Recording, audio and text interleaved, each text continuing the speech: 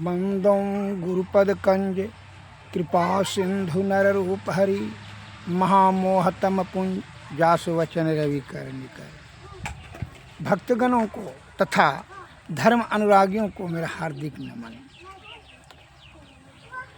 उपनिषद में एक पद्य आया है, मनो मत गजेन्द्रस्य विषयो उद्धानम चारिणः नियामन समर्थो अयम निनादो निशिताम कुशः। अर्थात नाद मदांध हाथी रूप चित्त को जो विषयों को आनंद वाटिका में विचरण करता है, रोकने के लिए तीव्र अंकुश का काम करता है। यह जो विषय के वाटिका में जो चित्त जो है, मन जो भ्रमण कर रहा है हाथी के समान, हाथी के रूप में जो विषय के आनंद वाटिका में विचरण करता है, रोकने के लिए इसके तीव्र अंकुश की जरूरत है। कौन? नाद। नाद ध्यान, अनहद नाद ध्यान। जैसे हाथी को मदांध हाथी को रोकने के लिए जो वाटिका में बगीचा में जो है, विषय रूपी बगीचा में जो उसी का बताया गया है एक उदाहरण दे करके। उसी प्रकार विषय के आनंद में जो यह मन हाथी के समान विचरण करते रहता है, उस पर अंकुश लगाने के लिए अनहद नाद अनुसंधान का अति अनिवार्यता है। जैसे हाथी को अपने नियंत्रण में करने के लिए तीव्र अंकुश की आवश्यकता है, उसी प्रकार यह मन रूपी हाथी को विषय में जो विचरण कर रहा है, उसके नदा अनुसंधान, यह सूरत को अनहद नाद में जब भेजेंगे, सूरत शब्द योग अर्थात नदा अनुसंधान, यह तीव्र अंकुश के समान काम करता है। अन्यथा यह जो है, यह नियंत्रण में नहीं आएगा। मन जो है विषय से नहीं हटेगा। आप कतनों कोशिश आओ कीजिएगा और उसमें विषय में जोर देगा, विषय में और लिप्त होते चले जाएगा। जितना सुलझाना चाहिएगा और उलझते चला जाएगा। इसके लिए नदा अनुसंधान अति अनिवार्यता है। इस विधि, इस युक्ति को प्राप्त करने के लिए सद्गुरु की अति आवश्यकता है। अतः उनकी शरण में जाएं, सत्संग भजन करें और सद्गुरु के निष्कपट सेवा शुश्रूषा से अहंकार का त्याग करके पूर्ण विश्वास और श्रद्धा से उनके चरण का सेवा करें, तो उनकी कृपा से आपको सूरत शब्द योग का ज्ञान प्राप्त होगा। और तब यह विषय से, विषय रूपी वाटिका से आपको छूटने का अवसर मिलेगा। जब रूप रस गंध शब्द स्पर्श जो विषय है, काम क्रोध मद मोह लोभ, ये सभी से आप नहीं छूट सकेगा। और जो सत्संग प्रवचन जो सुना करके, जैसे कोई ज्ञानी ध्यानी के प्रवचन को सुन करके और आप उसका आलोचना कीजिएगा, निंदा कीजिएगा और अवहेलना कीजिएगा, कहिएगा मन जो ऐसे ही सब करता है। मन आप कभी नहीं कहिएगा कि हम ऐसे कर रहे हैं। मलमूत्र का पसीना ढोने वाला शरीर से रूप रस गंध शब्द में फंस गए हैं, ये आपने कहिएगा। अपना दूसरे का ही बुराई का बखान कर दीजिएगा। काहे ब्रह्म रूपी जाल में जो फंस गए हैं आप। मन में नाना प्रकार का विषय वासना वशीभूत हो गया है, विषय से बड़ी आसक्ति हो गई है आपको। और जिसको आसक्ति विषय से नहीं रहेगा, तो फिर वह शरीर यहाँ रहते हुए, विषय में रहते पर भी वह विषय का चिंतन नहीं करेगा, वह ईश्वर का ही चिंतन करेगा और उसी के अनुरूप उसको सुख और परम सुख की प्राप्ति होगी। एक लघु कथा से मैं बता रहा हूँ, ध्यान से सुने। राजा जनक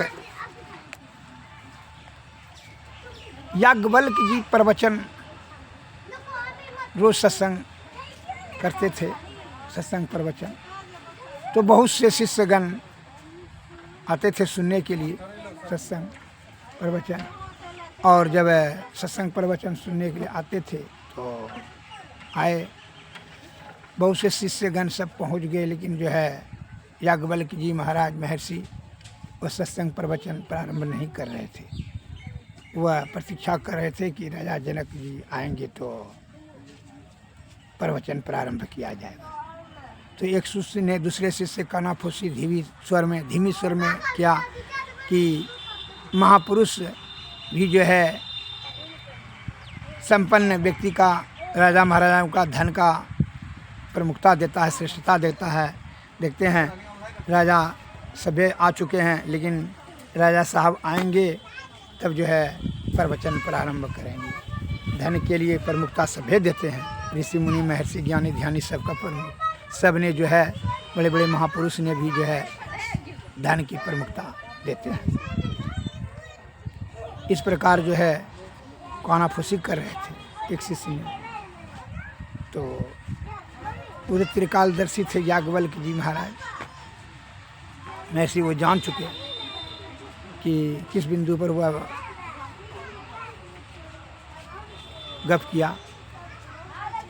तो उनके मुख का आकृति देख कर करके समझ गए याज्ञवल्क्य जी महाराज। तो मन में उनको कहा कि अब इनको जो है ना जवाब ऐसे बोल के क्या देना है, इसको जवाब दिया जाएगा। तब जितने में जो है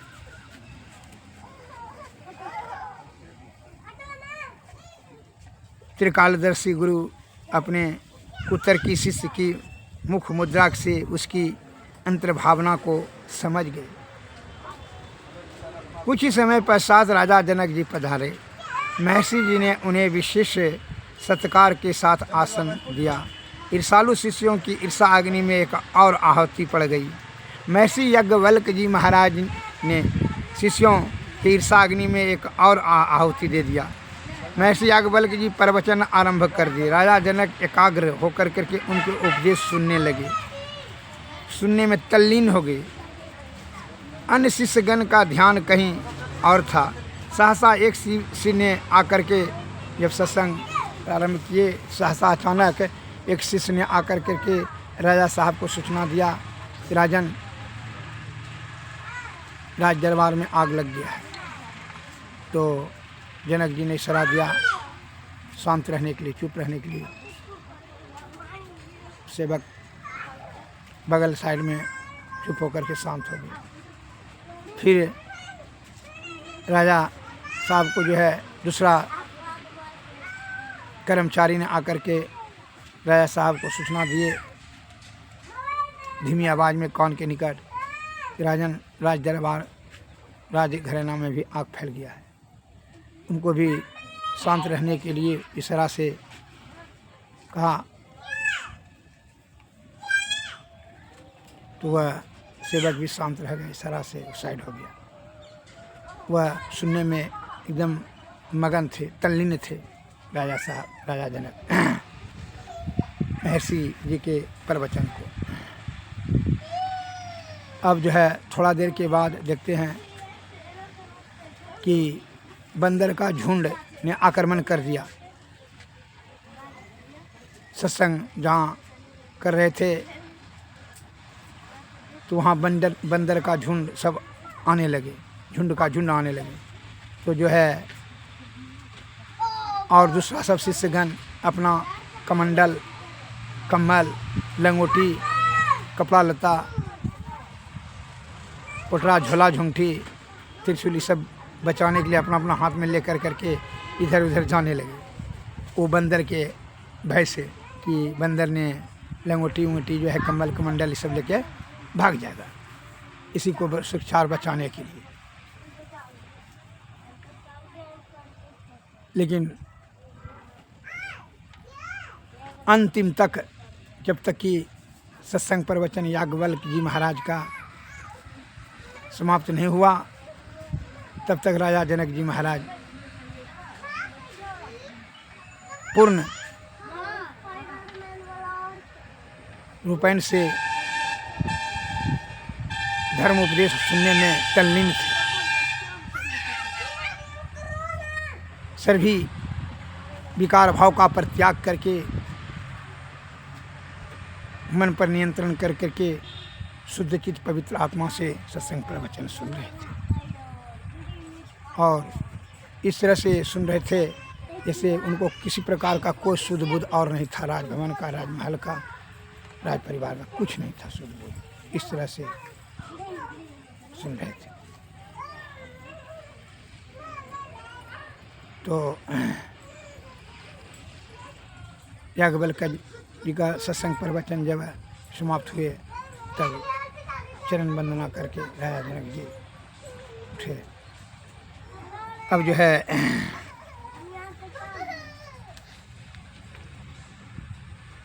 महर्षि याज्ञवल्क्य जी महाराज ने कहा,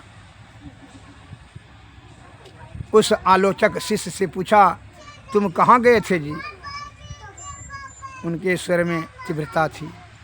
गुरुदेव की क्रुद्ध मुद्रा देख कर करके शिष्यगण सहम गया और कुछ न बोले।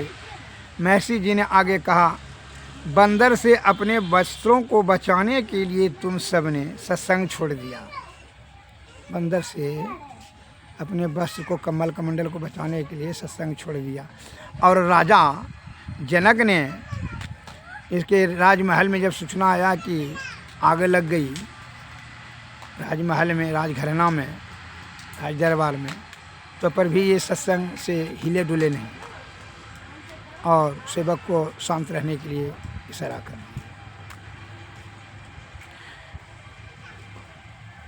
तो तेरी संपत्ति से, राजा जनक का संपत्ति सस्ती है, तुम्हारा कमल कमंडल वस्त्र राजमहल से महंगी कीमती है ज़्यादा। यह पहले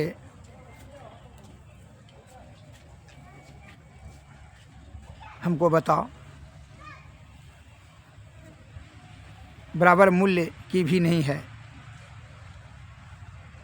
इसलिए यहीं बैठे रहें। अब तुम ही लोग निर्णय करो कि उपदेश पाने का सच्चा अधिकारी कौन है। तुम यह विदेह मूर्ति जनक का मुकाबला तू कैसे कर सकेगा? हम जब बोले कि राजा जनक को आने दो तो सत्संग पर वचन प्रारंभ करेंगे, तुमने संदेह जाहिर कर लिया कि धन की श्रेष्ठता देता है राजा जनक, जो राजा है इसलिए उनकी विशेष सम्मान महर्षि करते हैं। तुमने जो है यह संदेह कर करके, अब संदेह तुम्हारा दूर हुआ कि श्रोता कौन है। तुम अपना समय बिताने के लिए यहाँ आते हो।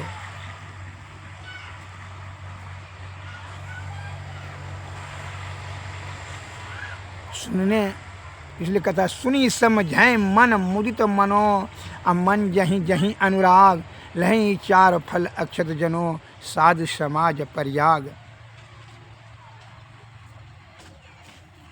राजा जनक का राज दरबार में आगिन लग गया, राजमहल में आगिन लग गया तो नहीं उठा। तुमको जो है एक बंदर के भय से कि बस हमरा लेकर कमल कमंडल लेकर भाग जाएगा, इस भय से तुम लोग सत्संग छोड़ दिए।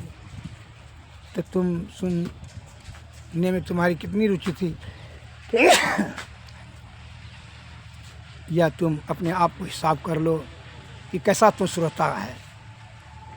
इसलिए सुन करके जो सत्संग सुन करके जो समझ ले, समझ करके सही समय आने पर अमल करें, उन्हें चारों फल की प्राप्ति होती है।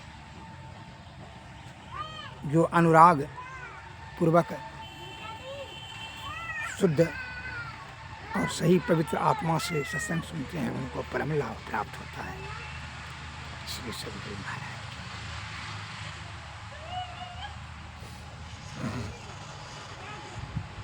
तो कैसा होना चाहिए शिष्य?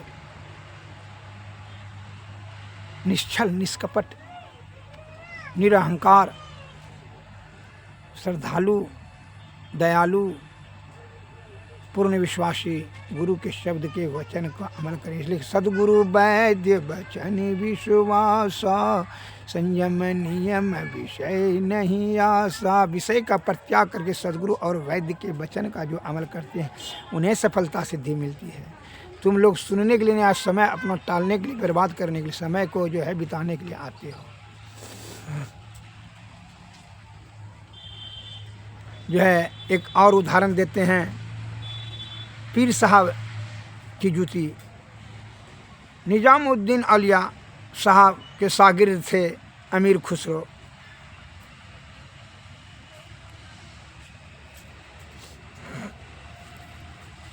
सुल्तान के हाकिम का मुलाजिम था, बड़ा कमाई वाला भक्त था। किसी बात पर हाकिम से बात बिगड़ गई और उसने नौकरी छोड़ दी। उन दिनों पक्की सड़कें नहीं होती थी। उसने अपना सारा सामान ऊँटों पर लदवाया और मुर्शिद के पास आने के लिए दिल्ली की ओर चल पड़ा। उधर एक गरीब आदमी हजरत निजामुद्दीन औलिया के पास आया और कहने लगा कि मेरी लड़की का शादी है, इसलिए कृपा करके कुछ मुझे मदद करने की कृपा करें। निजामुद्दीन औलिया साहब से बड़ा भक्त थे, तो उन्होंने कहा कि ठीक है, हम को आने दीजिए, हमारा शागिर्द जो है ना, हमको कुछ होगा तो हम आपको देंगे, ज़रूर देंगे लड़की का शादी के लिए। ईश्वर की जो है मौज से एक दिन, दूसरा दिन, तीसरा दिन भी नहीं आया, कुछ को आमदनी नहीं आया। तीसरे दिन कुछ भी नहीं आया। यह देख कर के गरीब आदमी बोला, हजरत साहब अब मैं जाता हूँ, मेरी किस्मत में ही कुछ नहीं है। तब हजरत निजामुद्दीन ने उसे अपनी जूती देते हुए कहा, बड़ा उदास और निराश होकर के, जा ये जूती ले जा। उसने टूटे हुए दिल से जूती ले लिया और घर की ओर चल पड़ा। सोचते जा रहा था कि इस जूती से क्या होगा। उसी रास्ते में अमीर खुसरो आ रहा था और गरीब आदमी जूती लिए जा रहा था। अमीर खुसरो सोचता है कि कहीं से पीर की खुशबू आ रही है, पता नहीं कहीं से आ रही हो। जब वह मुसाफिर सामने निकल कर के पिछली ओर को चला गया तो खुशबू पीछे से आने शुरू हो गई। वह समझ गया कि इस आदमी के पास ही कुछ भेद है। बुलाकर पूछा, तू कहाँ से आ रहा है? उसने जवाब दिया, गरीब आदमी ने, कि दिल्ली गया था निजामुद्दीन औलिया के पास, गरीब हूँ, लड़की की शादी है। मैंने कहा कि कुछ मदद कर दीजिए, लेकिन फ़कीर खुद भूखे नंगे होते हैं। जब खुदा कुछ न दे तो फ़कीर भी कुछ नहीं देते हैं। अमीर खुसरो प्रेमी शिष्य था। गुरु का सुन कर के इस प्रकार कि कुछ नहीं, उनका गुरु ने कुछ नहीं दे सका। इस बात को सुनकर उसे ठेस लगी। पूछा, कुछ दिया भी? मुसाफिर ने कहा, हाँ, यह जूती दी है। अमीर खुसरो ने कहा कि क्या इसे बेचना है? उसने जवाब दिया कि हाँ, ले लो। अमीर खुसरो ने एक ऊँट अपना और एक अपनी स्त्री और बच्चों का रख लिया। अब बाकी सारे ऊँट, धन दौलत, सामान सहित उसको दे दिया और कहा, जा लड़की की शादी कर लेना। मुसाफिर हजार हजार शुक्रिया अदा करता हुआ माल से लदे हुए ऊँट को लेकर के चला गया। वो गरीब आदमी को अमीर खुसरो ने दे दिया, अपने गुरु की श्रद्धा को बचाने। ऐसा होता है शिष्य, ऐसा होना चाहिए गुरु का शागिर्द। जिस पर जाकर सत्य स्नेहु, ताकर मिलहु न कछु संदेहु। गुरु और शिष्य का ऐसा होना चाहिए भाव। गुरु के प्रति अगाध प्रेम, श्रद्धा होनी चाहिए। जूती खरीदने के लिए पूरे सारे संपत्ति वो दे दिया अमीर खुसरो ने। इधर जब अमीर खुसरो अपने पीर के दरबार में पहुंचा, जूती झाड़ कर अपने गुरु के आगे रख दिया, उनके चरणों में। पीर ने पूछा, इसका मोल क्या दिया है? खुसरो ने कहा, हजरत साहब, मैं जो कुछ भी दे सकता था सब दे दिया। निजामुद्दीन ने कहा, फिर भी सस्ती है। उसके बाद अमीर खुसरो के इश्क को देख कर निजामुद्दीन ने यहाँ तक कह दिया कि इसकी कब्र मेरी कब्र के साथ बनाना, अगर कहीं और बनाओगे तो वह कब्र फट जाएगी। निजामुद्दीन साहब के इतने हृदय के निकट से अमीर खुसरो का शिष्य अपने दूसरे अन्य शिष्य से कह दिया, हमारे कब्र के सामने भी यह अमीर खुसरो हमारा शिष्य का कब्र बनाना। उनकी भक्ति और श्रद्धा शक्ति को देख करके गुरु का हृदय गदगद हो गया। उनके कृपा से युक्ति उनको सभी दे दिया, तब उनके हृदय में आत्मज्ञान प्राप्त हुआ। इस प्रकार जो है गुरु की श्रद्धा होनी चाहिए।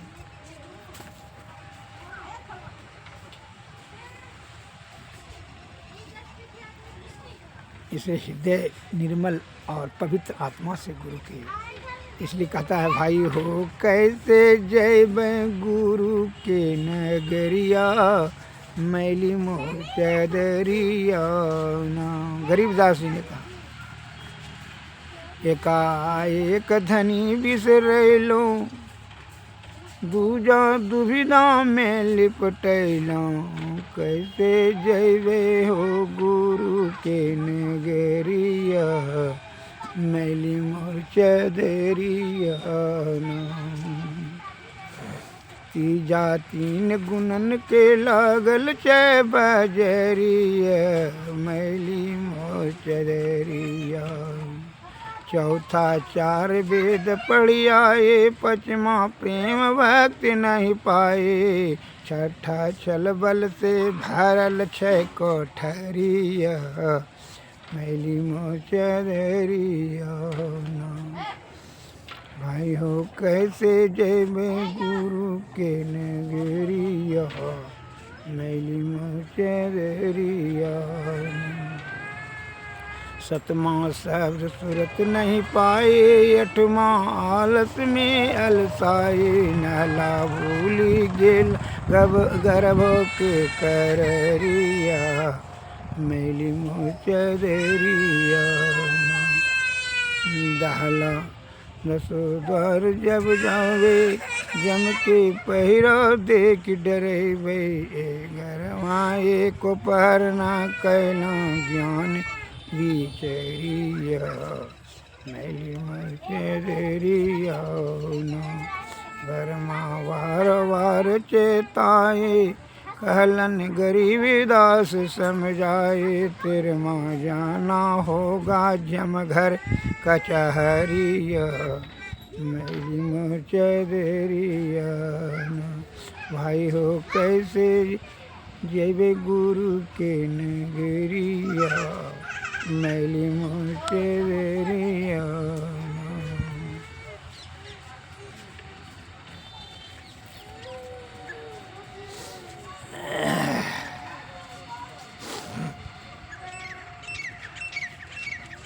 उठ जाग मुसाफिर भोर भई, अब रहन कहाँ, जो सोबत है जो सोबत है सो खोबत है, जो जागत है वो पावत है। उठ जाग मुसाफिर भोर भई, अब रहन कहाँ, जो सोबत है, टुक नींद से अखियाँ खोल जरा, और अपने प्रभु से ध्यान लगा। यह प्रीति करने की रीति नहीं, प्रभु जागत है तू सोवत है, जो कल करना है आज कर ले, जो आज करना है वो अब कर ले। जब चिड़िया ने चुग गई खेत लिया, फिर पछताए क्या होवत है। उठ जाग मुसाफिर भोर भई, अब रहन कहाँ, जो सोवत है। पाप की गठरी शीश धरी, जब पाप की गठरी शीश धरी, अब शीश पकड़ क्यों रोवत है। नादान भुगत अपनी करनी, पापी पाप में चैन कहाँ, परमानंद कहे सुन बात मेरी, भक्ति बीज क्यों बोवत है। हरि भजन कर मुक्ति पाल लिया, गुरु गंग सदा मन धोवत है। उठ जाग मुसाफिर भोर भई अब रैन कहाँ, जो सोवत है जो सोवत है सो खोवत है, जो जावत है सो पावत है। श्री सद्गुरु महाराज की जय।